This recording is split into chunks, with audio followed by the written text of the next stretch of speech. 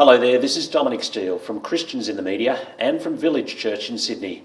In this Reading the Bible segment, I'm going to be taking you through the book of Numbers. And today, we're in Numbers chapter 9. We're looking at the journey that God is leading his people through from slavery in Egypt all the way through to the Promised Land. And we've seen that God is present with his people, that he's faithful to his people, that he's central in their lives and holy. And this time we see that God is guiding his people. God is taking his people on a journey to the land that he promised them. He's guiding them and expecting his people to follow him. Numbers chapter 9 verse 18. At the Lord's command the Israelites set out, and at the Lord's command they camped. As long as the cloud stayed over the tabernacle, they camped. Now, when you read this chapter closely, it's almost like that game we used to play as kids. Simon says hands on head, Simon says hands down. And it's cloud up, they move. Cloud down, tents down. Cloud down, tents up.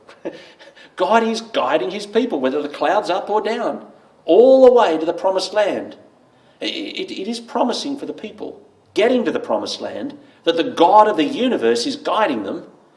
Chapter 9, sentence 18, at the Lord's command, the Israelites set out, and at the Lord's command they camped. As long as the cloud stayed over the tabernacle, they camped.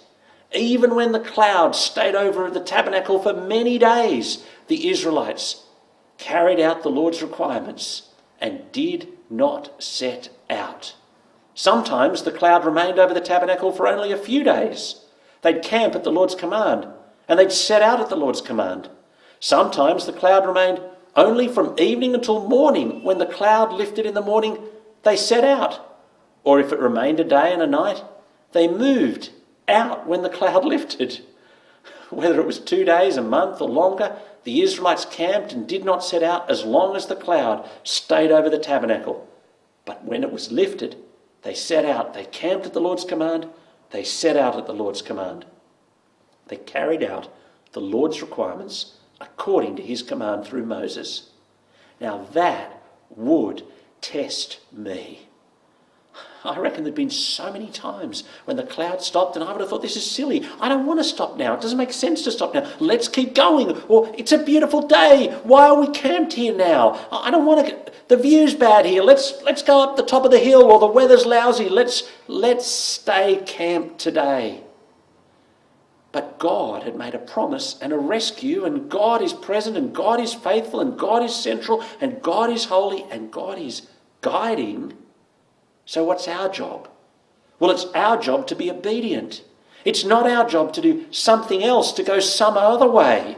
What we should do is hear God's guidance and obey. It's in Jesus that God guides us.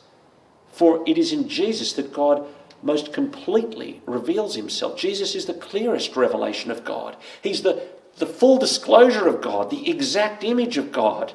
See, I don't look to a cloud anymore to guide me, for there is now much more information available. I go to the Son, or the Son of God, the Lord Jesus Christ himself, for guidance.